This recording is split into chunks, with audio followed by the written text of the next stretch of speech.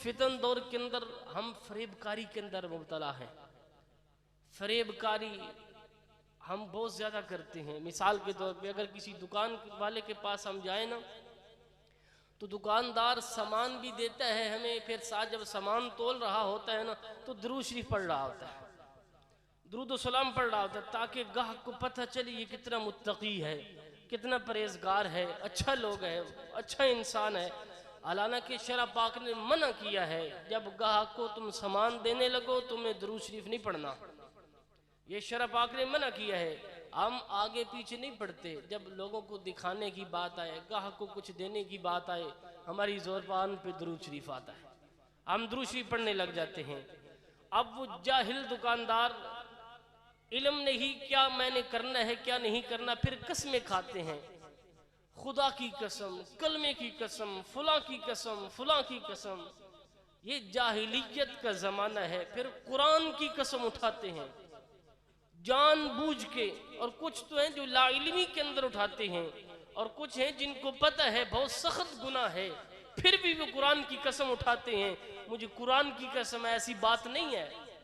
अरमिया तुझे किसने कहा कि तू कुरान की कसम उठा? तुझे किसने कहा कि तू कुरान के बारे में बात लेके आ? जब तेरी जुबान तिलावत कुरान से कासिर है, जब तू अल्लाह का जो कुरान है उसकी तिलावत नहीं कर सकता, फिर नाम भी ना ले रब की पाक कलाम का। हाँ, अगर तू रब के कलाम का नाम लेना है, आ रब की बारगाह में बैठ, रब से लो लगा, रब से ताल्लुक जोड़ ले, फिर ते हर काम जब तू उल्टे भी करेगा ना, मेरे रब वो तेरे काम सीधे कर देगा। सिर्फ मेरे रब की बारगाह में आ। करीम नबी सल्लल्लाहु अलैहि वसल्लम के प्यारे गुलामों, एक गांव था ना, वहां पे एक चोरी हो गई। अब ये देखना कि हम कुरान की कसम उठाते हैं, जानबूझ के उठाते हैं, इसकी वईद कहाँ कहाँ पे है।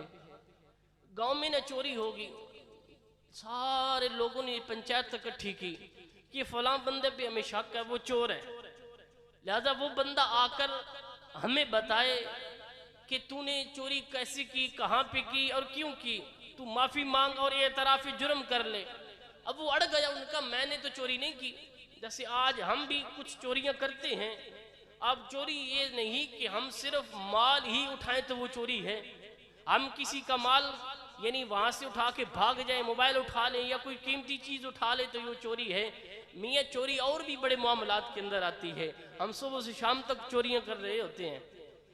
अब वो बंदा, सारी पंचायत इकट्ठी है, वो कहने लगा नहीं मैंने तो नहीं चोरी की। उन्होंने कहा अच्छा ये बात है, फिर तू कुरान की कसम उठा, तू कुरान की कसम उठा कि तूने चोरी नहीं की।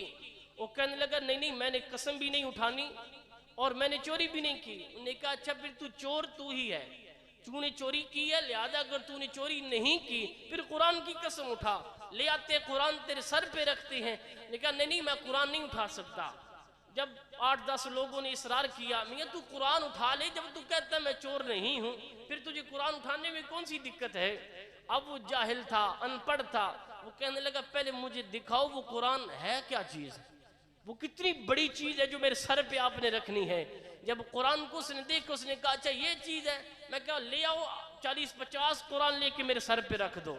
अब लोगों को जब इल्म नहीं होता, जाहिलियत के दौर में अंदर आकर जाहिलाना बातें करते हैं, कसम उठा देते हैं, लग़्व बातों में कसम उठाते हैं, और हमें पता भी होता है कि ये बात गलत है, फिर भी हम कसम उठा देते हैं। लेकिन अल्लाह के पाक कलाम की कसम उठाते हैं। कल जब क़यामत का दिन होगा ना, रब की अदालत लगी होगी, कोई किसी का पूछने वाला नहीं होगा।